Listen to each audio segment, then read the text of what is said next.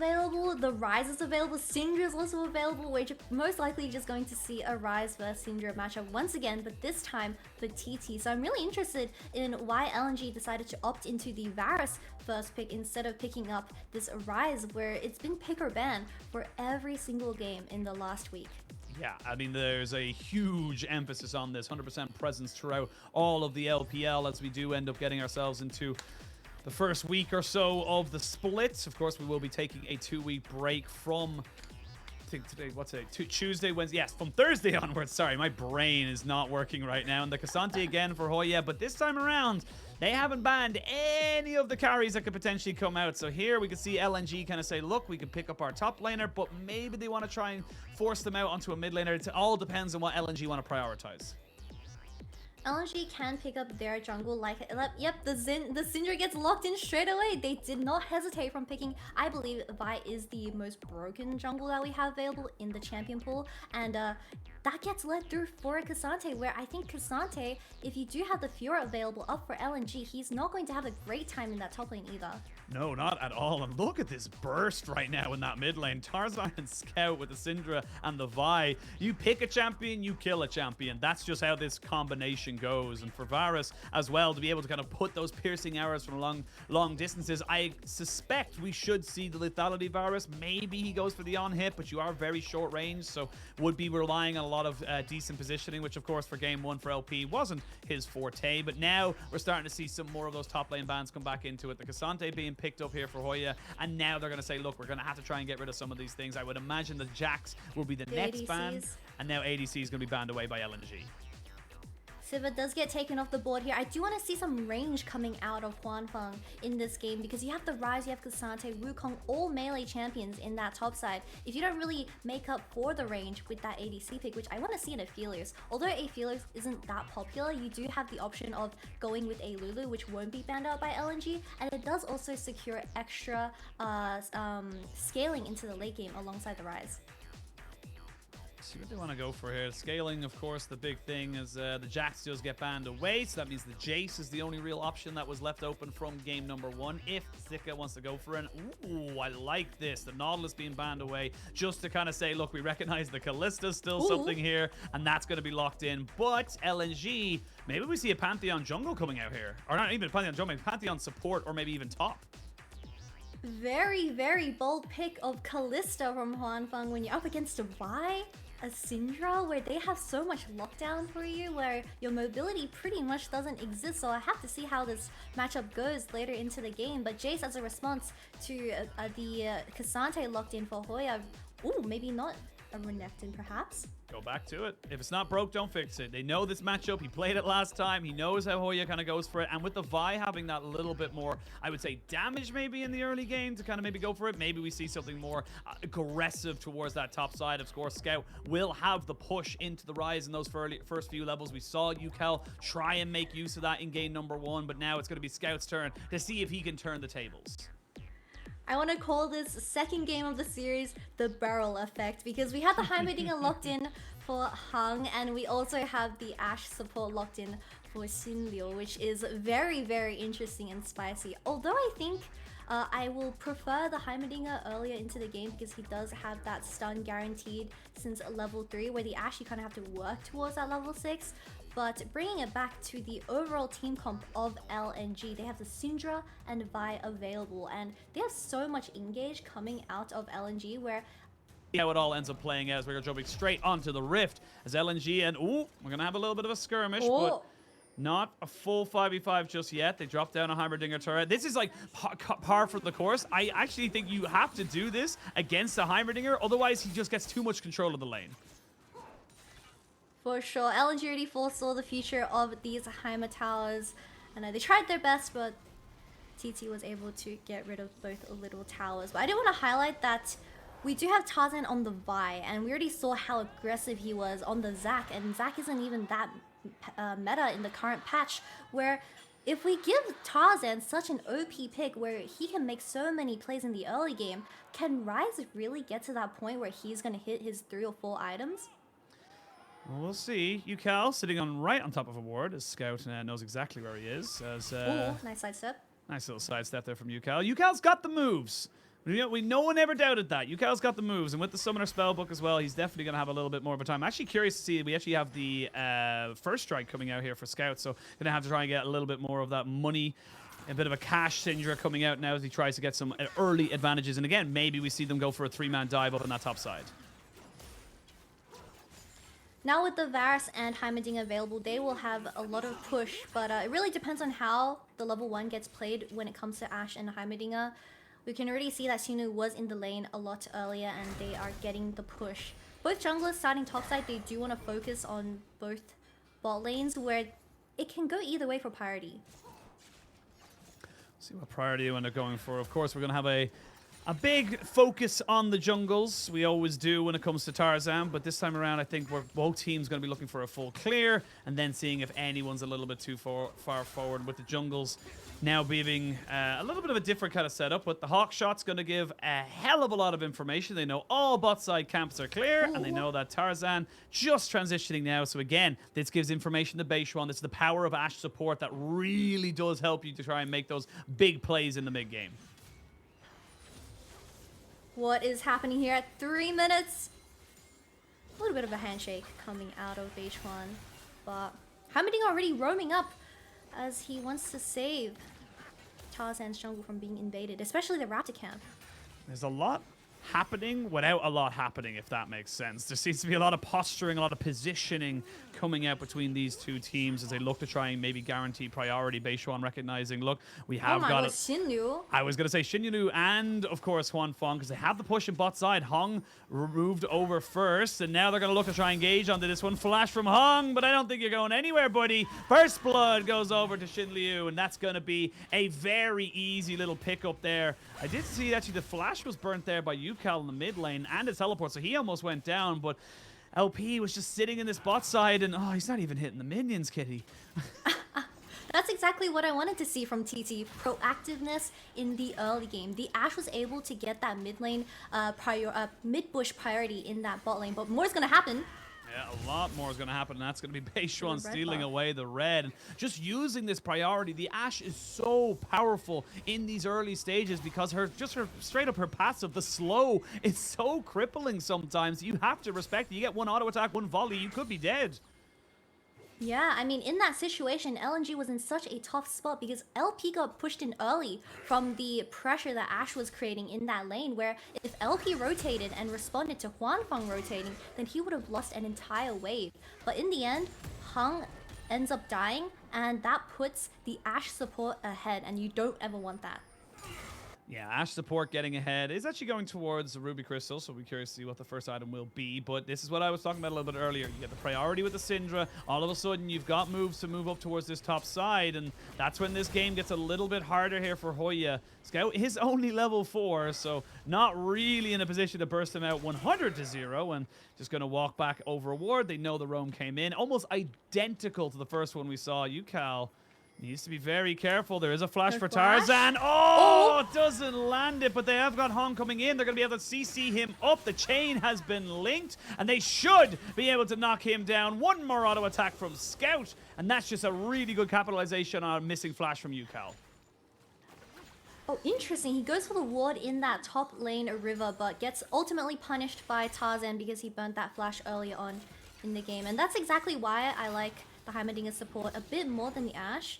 You do have that security of that stun early in the game where he is able to make those plays in the game. Absolutely, and again, Hung, this is the more aggressive style I like to see from him. Even though it's still on an enchanter of sorts, it definitely feels like this is more his style. Getting around, affecting the map, not just having to be a literal cat on the shoulder of anyone else, as we can see what they're trying to do. And honestly, it suits them to really do have these, you know, like we saw in the last game with the Sivir, now with the Varus, you just have very good safety and wave clear with these champions that it does open up for Hung just to be able to do Hung things. Well, it looks like the Ashe Kalista does end up getting priority every single time up against this Varus and Heimerdinger, so Beichuan having a lot of freedom to start this dragon as a result of that. Oh, Ucal, still no flash, but he does dodge it out. But he didn't get hit up that time. I feel like you needed to land that Vault Breaker in order to get that kill off, but Not gonna happen just yet. We are gonna see The steal? Not quite. Yeah, nice. they held. They held. They knew there was a piercing arrow of sorts coming over because they had a full vision of it. Tarzan's Qs haven't been connecting, which is very concerning for the side of LNG because you already gave up this dragon to TT, and if Tarzan doesn't start hitting these, LNG's bot lane is in, well, they're losing a lot here. Yeah, well, they're getting themselves some decent poke off now, so we can see Tarzan just trying to take away some of those little bits of vision that are pocketed around on this bot side, and obviously TT have made their case very clear. We want to try and move out with this Ashe. We want to try and make sure this Kalista gets as much free time with this Varus as possible, and then rotate for the dragons. We did see them get some early dragons in the last game. Ooh, that was very close. Xinliu as well needs to be so careful, but the Chain of Corruption does not hit, and that means that this push should just end up being a crashed wave. Both junglers are rotating up to this top lane. I do want to see more coming out of Zika because you're up against the same laning for this Ksante, and he doesn't have flash. Although Tarzan, he doesn't have flash himself available, I think if you're trying to queue a Ksante that has no flash himself, it should be relatively easy to land. And I wanted to see this Renekton ahead for this early game at least, because your bot lane has been getting slightly pushed in. Well, it looks like they heard you as LNG look to maybe get something working on that top side. Good ward there from Hoya means that he's going to be able to see either Tarzan or Scout coming out from a mile away. Both supports find themselves in the mid lane as the Rift Herald has now spawned. Tarzan getting jumped on. They're going to use the Realm Warp, but they're going to knock him up once more again. He's going to have to fully engage on top of this. They try to get on top of Ucal, who does die. It's a mid laner for a jungler. With these turrets, it's so hard to walk forward. And that's going to be TT and LNG trading 1-for-1. Scout piloting this Syndra extremely well, and like we say, he is the Syndra player, and this champion is becoming so popular in the current meta, where I did spot a really nice combo out of the Syndra for that last team fight, but we'll get to see it in the replay. And just Hung being there and providing that extra CC before the Ashe hit 6 might have been the difference between the Ryze dying there. Yeah, absolutely, and I think you're gaining more and more pressure as Varus. Yes, the Kalista, normally known as a big lane bully, someone who can just kind of constantly push you in, but you're against lethality. Lethality just hits so much harder, so much earlier, and also, importantly, so much cheaper as we have a look at the replay. Yeah, my eyes are on Scout. Look at the way he combos. So he decides to ulti and a Q ulti, and he gets so many balls onto the floor where this E was massive and it hits onto the Ryze once again. The Wukong has to burn flash for this Ryze kill, but very clean mechanics out of Scout. And Tarzan didn't unfortunately survive the onslaught, but was able to keep his summoners. And as you mentioned there, Beichuan loses his flash, as does Ucal again. So you're again at a moment here where you just don't really have the pressure to try and contest this. So LNG going to be able to pick up the Rift Herald pretty much uncontested. And this is where the game gets a little bit scarier for the side of Hoya specifically, because if you are able to get this push in from Scout, if you're able to kind of get this Syndra to be unlocked from this mid lane, that top lane becomes a big prime target for the side of LNG. For sure. And Ashe is about to reach 6 of this next wave, so I'm really interested in seeing her. Well, she hit 6 right away, but I want to see her making more play. Oh, the arrow hits. They're going to use the ultimate there as well. But they don't quite get them away. Chain of Corruption does end up hitting, and they end up actually getting a hell of a lot of damage. It's those Blighted Quivers, man. You got to make sure you do not get hit by those. That's the big question as we come into this one here. Beichuan was in the vicinity, but just a little bit too late. I personally enjoy getting the CDR boots just because you get extra CD and you have that movement speed up against like all the top side of LNG on the Ashe, but Kindle Gem once again does provide CD, and he has that extra bit of health to survive the poke from Varus and Heimerdinger. But this Vi seems to be more bot focused instead of this top side, and this top lane has been a snoozer fest. Yeah, wet noodle fights as I like to call it. No one's really going to get hurt, and even if someone does, mom's going to get involved, and you know, it's all going to calm down after that. But Again, it's just not really the focus we've been seeing. It's definitely been 100% all about these mid laners. Ucal and Scout getting all the attention from both junglers and supports. There is a pink there sitting in the brush. It is going to be cleared, you would imagine, by Hung, as they all start to move themselves around this dragon, which has just spawned. You have finished off the Divine Syndra here for Beichuan. Big power spike for the Wukong. And you're still waiting for that Kempunk Chainsword to be coming in here for Tarzan. So hard to see whether or not they want to go for this fight. But Hoya resetting to get a buy-in. Maybe you do end up pushing for this, because right now it is TT maybe setting themselves up for success. I need to highlight that this Varus does not have flash available, and xinliu has his ultimate backup once again. So they can most definitely catch out this Varus when he's coming. Oh, no, we well, don't contest. No, they can't contest. It's too slow. Again, I thought we saw Hoya going back. Maybe he was going to TP in with the Iceborne Gauntlet. There's the arrow. Look, you miss all the shots you don't take, and you miss all the shots you take as well. But now mid lane, but Tarzan, Ucal, does he miss? Does he miss? He can't miss because he's got himself a point-and-click CC. You're going to see they're going to maybe push for it. Oh, Scout! Oh, I don't know if he blocked it, but I love the idea because he almost was able to take out Tarzan. Ucal making sure that he had that exhaust right from the Summoner Spellbook to make sure he couldn't get bursted by Scout. I need someone in my life that will flash the Ryze Q to block me from my death, and that was an amazing save from Scout. That Q most definitely would have killed the Vi, and oh my god, Scout is really shining in this series. He really is. Now Scout is going to think about going forward there. First strike money is going to be feeling pretty good as we get everyone just kind of calming back down. Ucal, oh, he got CC'd immediately. Beichuan will get it. He doesn't have flash. And with the Divine Sunderer, he doesn't need anybody else. xinliu picks up a nice little assist, but Ucal very happy with his combination with his jungler. They're going to be able to get some plates of their own right now as they start to put more pressure onto this mid lane. Scout overstepping without his flash available, burnt 30 seconds before that play, but we do have items getting becoming available for this entire topside. Horning guys on the Syndra, which is I enjoy this fight because you have a lot of tanky champions which can go more, especially for the Wukong, and you also have the items coming online for Vi and Ksante. Rift Tower gets dropped though, and it's only for Vi. Yeah, I think he was running out of time, to be perfectly honest, for plates and such. So gets the guaranteed 2 plates and backs himself away. So little bit of gold influx going back into Tarzan's Vi. He does have the Kempunk Chainsword in his inventory. Liandry's Torment actually going to be, or Anguish I should say, Liandry's Anguish being picked up here by Scout. Or is it Torment? I forget which one it changed to. The game changes too much. Ooh. Chain of Corruption is going to force out the ultimate. I guess an ult for an ult, but they do come out on top with Ashe burning the heal. Maybe not the best communication from TT's bottom lane, but it's okay. Ashe didn't die in the end. Ashe did not die. And this is the thing, though. You have a lethality Varus going up against the support Ashe, which means that Ashe is very squishy. Yes, going towards that Imperial Mandate is going to help out with the damage that you put out as a team, but it is a very scary prospect to have to think about. xinliu sitting off in the wings, going to look for it.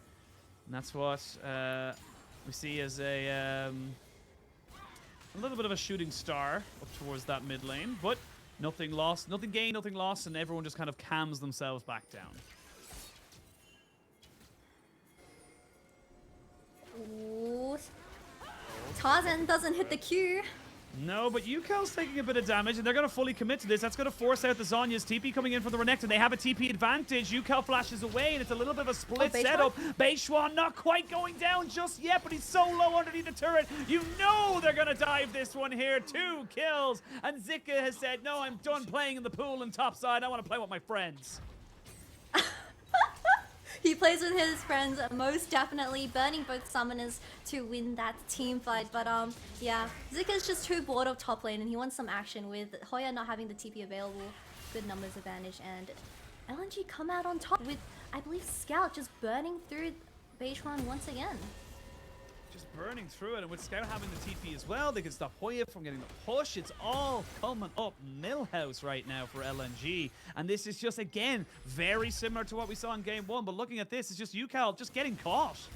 Yep, so the Vial actually gets denied, as we get to see in a few seconds, by Ucal with his stopwatch, but he is immobilized when you're up against a Heimerdinger, and the stun does not get popped out. Tarzan managed to connect to the CC Beichuan gets instantly popped by all the Syndra combo, and this Renekton is here for fun and gets the execution of Ucal, which makes him 0-3. Yeah, Ucal not having a fun time right now. Finally gets the Rod of Ages, so gets himself at least his mythic for the moment. Rift Herald will be the priority of TT and will be in the ownership of TT as well. We actually have an Edge of Night rush here from LP. I actually really love this right now because he's just basically saying, look, I'll just make myself not the target. If I know that XinLiu, speaking of which, has to be ulted back by Huanfeng, as they do end up kind of keeping him safe. But again, little things like that are just taking away engage options, taking away opportunities from TT, and it just means that a dragon's going to go over in favor of LNG as they start to get their stacks going. The second dragon does get started by the side of LNG, but like you said, this Edge of Night on Varus is so creative because you're up against an Ashe, right? And the other three people, if you play or position properly in these team fights, they can't really land their hands onto you due to the other side having no flashes available. So his only threat, in reality, is just this Ashe ulti. And once the flash does get burned by Varus, very good security coming out of him. Yeah, absolutely. LP making sure he doesn't have a repeat of game number 1 and making sure he has at least a credible score right now. I believe he's 0-0-0. Might be 0-0-1. I'm not quite sure. But nope, 0-0-0. So low scoring game overall, but both teams happy to take the trade, and ends up being a Rift Herald and a tower for a tower and a dragon as we come up now to about 17, maybe even just under 18 minutes into the game. It's a 2,000 gold lead. Again, slow, methodical, not as explosive as we're maybe used to here, Kitty, as we like fights in the LPL, and these two teams seem to be a little bit more pick orientated. Most definitely seen a lot of fighting from at least the top side of LNG. But yeah, Zika having this flash available and getting onto the carriers of TT is so important for these team fights. Oh, Ashe arrow! It hits! Arrow, it hits, and they might be able to burst him down. It's onto the Heimerdinger, and he is dead. No stopwatch, no Zhonya's. Now it's a 4v5. Actually, it's a 4v4 because they just killed off Beichuan. There's going to be the Realm Warp to try and maybe make this one work on the Scout, who does get the Scout of the week, but he himself shall be felled at the knees. They're going to be able to pick up a 2-for-1 trade, but there's no Baron, there's no Dragon, there's not even a top tower right now, so it's just a bit of a skirmish. They heard me talking smack. Xinliu literally said, if this Varus is untargetable, I'm just gonna go for the support, and that's exactly what happened, where Hung wasn't able to react to it at all, not having the flash available, of course, and a really nice pick for the side of TT. We can get to see another look at this. It does have the Imperial Mandate available. Everyone jumps the Heimerdinger straight away, and we don't have the entire team of LNG right here in this team fight. Scout comes in a little bit late, and look how disjointed the entire team fight is for LNG. We have 2 people on the blue buff and the rest of the team on the other side of the wall. Yeah, this is just the power of the Ashe. You mentioned about it earlier. All it takes is one arrow, one moment. It's almost like a blitzcrank hook, but from a million miles away in that regard, where it just feels like one little moment can change the dynamic of a team fight, can change the dynamic of a game. And although that one is not necessarily game-changing, it does bring a little bit more gold back up for TT. It does bring them back into a setup, but Zika gonna try and just defend this bot side, or rather defend himself, as he knows that Shelly has to do her favorite thing in the world and get the headbutt out. But it is LNG now kind of on the back foot, a little bit slow on the rotation. This could be a second tower for pretty much free. Zika just fails. Like he knows he cannot defend this. That's 2 towers without response for the moment. They can't really threaten Baron because this Varus has opted into the lethality build, where he won't do as much DPS or shred it as fast compared to the on-hit build. But I do want to highlight that Scout no longer has flash available, and look at Beichuan. He has the flash available, and he's literally looking at Scout for the next team fight, which will be this dragon. Dragon in 2 minutes, like you mentioned. Baron is up and alive, but like you said, the lethality Varus makes it a bit more difficult. Not as much consistent DPS. You have got 2 items though onto Scout, and this is something he's done so far in both these games. Just gotten ahead of the curve, gotten himself into such a strong position to be able to say, look, now I'm on 2 item spikes. You have to respect that. You can't just walk forward onto me. And with 200 CS at 20 minutes, he is bang on the money in terms of where he should be. And both these teams now happy to try and make something work. Finally, Eclipse picked up for LP, so he is going to be hitting like a truck. XinLiu needs to be very, very careful, as does Zika, because he is in a very precarious position. I don't know why he's pushed up that far. I don't really see a need for it, so he flashes, but I feel like it's going to be Yeah, into the waiting arms of an angel. Never mind, Beichuan takes his 4th kill of the game. But with 3 people bot side, they might just go for this because there's no TP on Hoya or on Ucal. 3 people bot side, but they have the Ryze ult available to make it a 5v5. Hoya gets left alone in that fight, so it's still going to be a 4v5. Here we go. Hong is dead. The Baron down to 17. There it is. Finally secured. They're going to try and maybe make this one work. Beichuan flashes over, as does LP and Tarzan. Now it's a 2v3 in the back side of this pit. Sorry, 2v4, and LP's been left by himself. Nowhere for him to really go. He knows he's dead to Ryze. He just has to figure out who he wants to die to.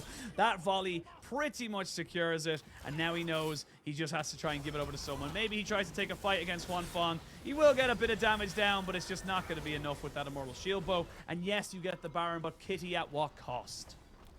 At what cost? This Ryze is literally... Well, the reason why Ryze is such a great mid-game champion is because he can make up for the lack of tempo that your team has lost by sending 3 people bot side. Look at this Ryze ult. Although Hoya gets left alone, the ult straight away onto this support becomes a 4v4. Vi still committing to the Baron, but TT is looking to kill them all. And Ucal flashes forward towards the Syndra, and she falls down straight away. But Vi does have the Baron available. Still have it, but with everyone on resets, coming back out onto the map, the staggered death time of the Varus means that we are going to be at 2 dragons apiece between TT and LNG. The gold is as even as it possibly could be, and this game, very similar to game 1, is going to come down to, you imagine, the execution. You mentioned it in the picks and bans as well for both these sides. It's about who gets off what CC, who's able to make the fight happen on their terms. And right now, we're looking exactly like that. LP really needs to start doing some poke before these fights get engaged, but because of how active this Ashe has been, he hasn't been able to do a lot of damage when you are going the Eclipse, when you are going the Edge of Night. Beichuan? Oh, Tarzan. Beichuan? Oh, Beichuan? What are you doing, my dude? That's not what we want to be seeing. And they just say, look, we don't even care about everybody else. There's the poke you just talked about and how much damage the lethality Varus can do. Now it's a 4v5 as we've got to kind of jump into this one. Hoya TP'd in, and Hoya's going to be going to the grey screen. Back to the Shadow Realm with you. You lose your soul, Yugi boy. And Hoya falls down 2-0. And LNG get the execution. TT, they drop the ball again. Really great mechanics coming out of the rookie player LP. He managed to survive the initial engage from Beichuan and manages to get a reverse kill onto him. And I was complaining about how the Varus should DPS. That's a lot of DPS for you. It is, and that's going to be their base cracked open. They won't take the inhibitor just yet because they recognize, look, it's not really something we need to take as of right now. They have plenty of ways of kind of pushing this in, but they have done the first step into securing a 2-0 over TT. And oh, TT, they just can't tell the forest from the trees right now. They just don't know what they're doing. Maybe it was some misplay coming out of Beichuan because he's kind of half committed to that play. He didn't even burn the ulti, and he just took way too many tower shots from getting CC'd. Oh, another ulti. Always got to be excited. Huanfeng actually burns the cleanse right there because Oh, he look at recognizes the he was in a damage. bad situation. Beichuan has been caught out, and actually, they has been found an opportunity. LP, though, Oh, doesn't but- die, and there's another TP coming in. Ucal very lucky there was not a Scatter of the Weak or an Assault and Battery available for Tarzan, and this is where LNG start to pick apart TT once more. You can see TT, they're feeling a bit desperate, feeling a little bit like they have to make things happen, and it's just not right now, Kitty. They just need to calm it down, regroup, reset. Scatter of the Week goes right through the Maw on the Wukong, and he unfortunately got instantly killed after a really amazing engage, actually. I believe he got in Wukong ultimate onto at least 3 members of LNG, but we can take a look at the replay. Oh, this was the first play where LP was managed to get a reverse kill onto Beichuan. He didn't commit much, but really good spacing from the ADC of LNG. And then we do have the Vi ultimate connecting onto xinliu, but once Hoya TPs into 5 people, Huanfeng can't do much because Syndra is just zoning him off. And again, just very miscoordinated, not really going there, not really in the right position to make that happen. And again, like you mentioned, just Beichuan half committing and then unfortunately taking turret aggro and forgetting Chain of Corruption can keep him locked underneath the turret. I will say, probably the longest turret range I've ever seen in a very long time, but It is definitely the way the game goes, where the cookie crumbles and it's all crumbling around TT. LNG need to figure out what way they can kind of come back into this, and I think it's going to come down to Ashe arrows. They need to make this one work. Hoya looking for a flank, trying to find onto LP, who maybe is going to get caught out by the Ashe arrow. No, it gets blocked. There's a chain of corruption there onto the Ksante, who gets locked up by ultimate, and again it's TT all at desperation stations, but they are just being calm, cool, and collected. Taken out. Oh, he canceled Ucal, you cannot escape. Unless you flash over the wall, then you can leave, but not unless Scout gives you a nice butt tap on the way out. But again, more and more pressure for LNG, more and more ways for them to come out and win this game. Beichuan is level 12 to Tarzan's level 14, and that is because of the Baron from much earlier on into the game. We saw Hoya doing, activating the Ghost and chasing the tier 1 boot to Varus, which I saw Huanfeng just on the other side of the wall, and he wasn't technically in the fight, where even though Hoya has been engaging for these last 2 team fights, not a lot of damage is following up to this tank engage.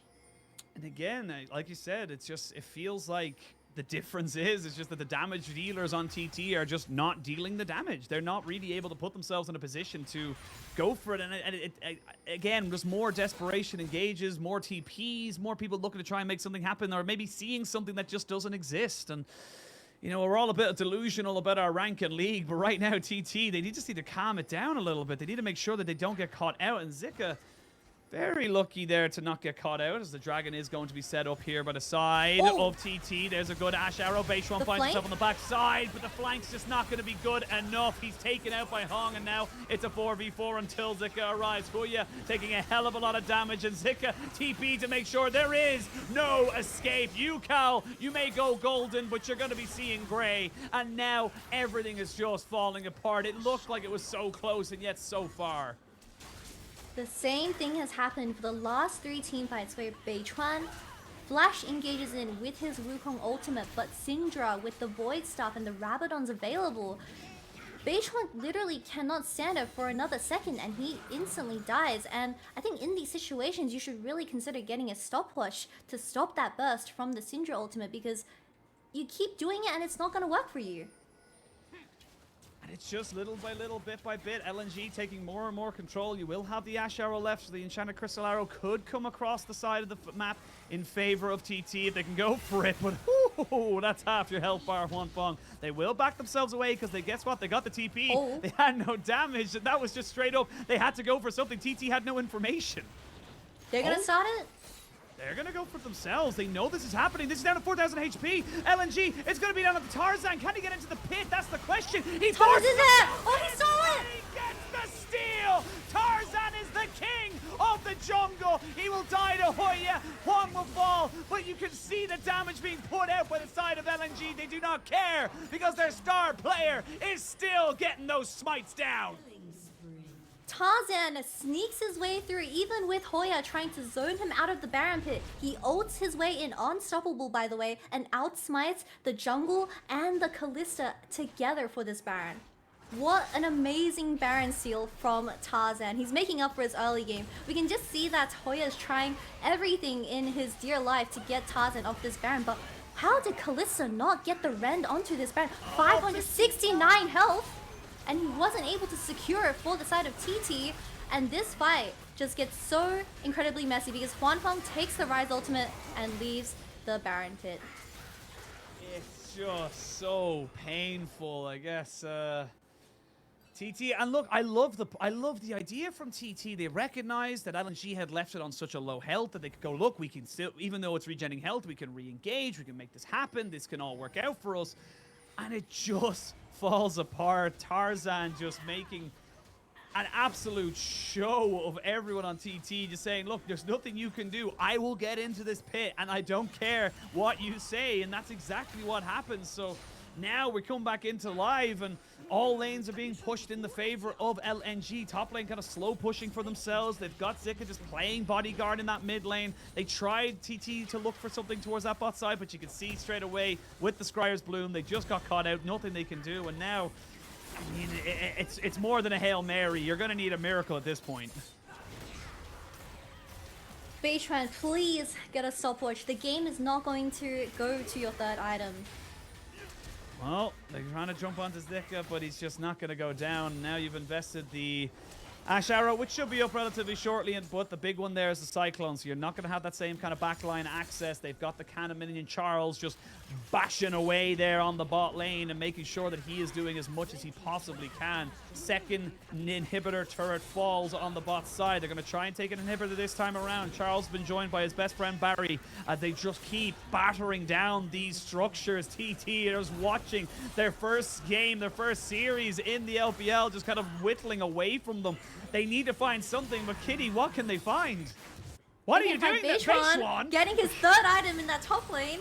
Why are you there, Beichuan? Now it's a 5v4, which means it's going to force out a lot of ultimates defensively, because you can see Hoya just trying to do something here. That's big damage from Ucal, as he does get the overload, the flash forward from Huanfeng. This is the iconic Huanfeng aggression we want to see, but never mind, he's dead already. You've got Ucal getting himself on the backside to try and put some more damage in. The Varus is dead, but Scout is still alive. Tarzan is still there. Zika goes in, gets the CC down onto Ucal, and he will take him out. Both mid laners are dead. It's Ashe versus the world, and the world says no. It's a harsh and cruel play, Xinliu, and it shall not be giving you your dues. Well, at least Beichuan got to his third item eventually after that team fight. He wasn't able to complete it the second he backed because he realized that the base was dying, and Xinliu tries everything in his little heart to prevent the Nexus from falling. But really well played from LNG, especially when it came to these team fights. Like I said, once Tarzan had his eyes set on Huanfeng and the ultimate gets popped and Scout follows up with the Scatter of the Week, Huanfeng can't survive these team fights. Absolutely not. LNG start off the season with a perfect 2-0 over TT. It was a solid win in the end. They'll take the 2-0. Still plenty to be working on, but TT just looking so uncoordinated in so many of those fights. Again, like you mentioned, just Beichuan kind of saying, I need my third item, but then the rest of his team kind of pinging him, kind of saying, hey, we're losing the game right now. And it could have been so good, but I just felt like they just didn't have it in them, and LNG just played those team fights so much better. Yep, so this Ryze pick, we saw it once where it came to the Baron. The Ryze was playing for those side lanes and catching the Renekton off guard, but that only happened once, where I feel like if they kept going for